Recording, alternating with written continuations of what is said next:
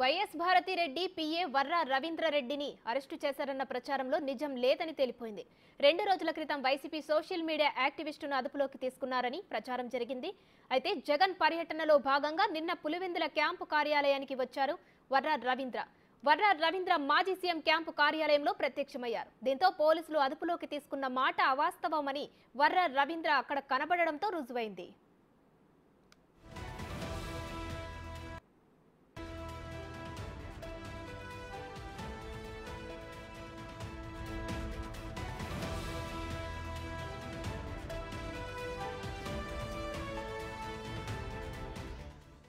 ఇదే అంశానికి సంబంధించి మరిన్ని డీటెయిల్స్ మా ప్రతినిధి మధు అందిస్తారు లైవ్ లో.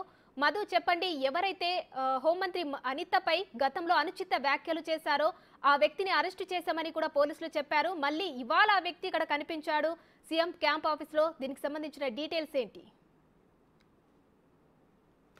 ఉమా, 3 రోజులు 4 రోజుల కిందట సోషల్ మీడియాలో భారీగా వైరల్ అవుతుంది. వర్ర రవీంద్రనాథ్ రెడ్డి రాష్ట్ర హోంమంత్రి అయిన అనితని అసభ్యకరంగా పదజాలం వాడుతూ సోషల్ మీడియాలో YSR Congress party social media వేదికగా పోస్ట్ చేశారనే ఆరోపణలు ఎదురయ్యాయి. అయితే 3 రోజుల కిందట అతన్ని అరెస్ట్ చేసినట్లు సోషల్ మీడియాలో భారీగానే వైరల్ అవుతుంది. అయితే నిన్నటి రోజున వైఎస్ జగన్మోహన్ రెడ్డి కడప జిల్లా పర్యటనలో భాగంగా నిన్న పులివెందుల నియోజకవర్గంలో తన సొంత నివాసంలో బస చేసిన జగన్మోహన్ రెడ్డిని కలిసేందుకు వచ్చిన వర్ర రవీంద్రనాథ్ రెడ్డి అయితే అక్కడ కొంతమంది పోలీసులతో మంతనాలు జరిపినట్లు తెలుస్తుంది. అయితే అసలు పోలీసు ఉన్నతాధికారులతో వర్ర రవీంద్రనాథ్ రెడ్డి వైసీపీ సోషల్ మీడియాలో పనిచేస్తున్న వర్ర రవీంద్రనాథ్ రెడ్డి ఎందుకు మంతనాలు జరుపుతున్నారో, అసలు పోలీసులకి వర్ర రవీంద్రనాథ్ రెడ్డికి సంబంధాలేనా ఏంటి అనే అనుమానాలు కూడా టీడీపీ నేతల్లో వ్యక్తమవుతున్నట్లు తెలుస్తుంది.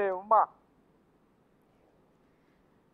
మధు, అలాగే అనుచిత వ్యాఖ్యలు చేసిన ఈయనను అరెస్టు చేశారని చెప్పేసి కూడా సోషల్ మీడియాలో వార్తలైతే వచ్చాయి.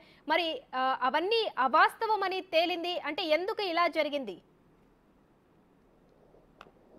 అయితే ఉమా, కొద్ది రోజుల కిందట అంటే నిన్న మొన్నటి రోజున కదిరి సమీపంలో, అనంతపురం జిల్లా కదిరి సమీపంలో వర్ర రవీంద్రనాథ్ రెడ్డిని అరెస్టు చేసినట్టు సోషల్ మీడియా వేదికగా వైసీపీ నేతలే కావాలని సృష్టించినట్లు కొంతమంది వైసీపీ నేతలే పేర్కొన్నట్లు తెలుస్తుంది. అయితే మరోవైపు ఈ అరెస్టుకు సంబంధించి కడప జిల్లా పోలీసులు అయితే ఎటువంటి నిర్ధారణ చేయలేదు. అయితే అసలు అరెస్ట్ చేయలేదనే విధంగా కడప జిల్లా ఉన్నతాధికారులు అయితే పోలీసు ఉన్నతాధికారులు అయితే పేర్కొంటున్నారు. అయితే ఏది ఏమైనా కూడా అసలు వర్ర రవీంద్రనాథ్ రెడ్డిని అరెస్ట్ చేసిండేది అవాస్తవము అనేటట్లు నిన్నటి రోజు జగన్మోహన్ రెడ్డిని కలిసిన తర్వాత ప్రతి ఒక్కరూ నిర్ణయం తీసుకున్నట్టు తెలుస్తుంది. అయితే ఏది ఏమైనా కూడా వర్ర రవీంద్రనాథ్ రెడ్డి పైన గతంలో కూడా అనేక కేసులు ఉన్నాయి. అయితే సోషల్ మీడియా వేదికగా టీడీపీ నేతల్ని టార్గెట్ చేసుకుంటూ వర్ర రవీంద్రనాథ్ రెడ్డి అసభ్యకరమైన పదజాలాలు వాడుతున్నారనే ఉద్దేశంతో అతన్ని అరెస్ట్ చేశారని, కావాలని కొంతమంది వైసీపీకి చెందిన నేతలే సోషల్ మీడియాలో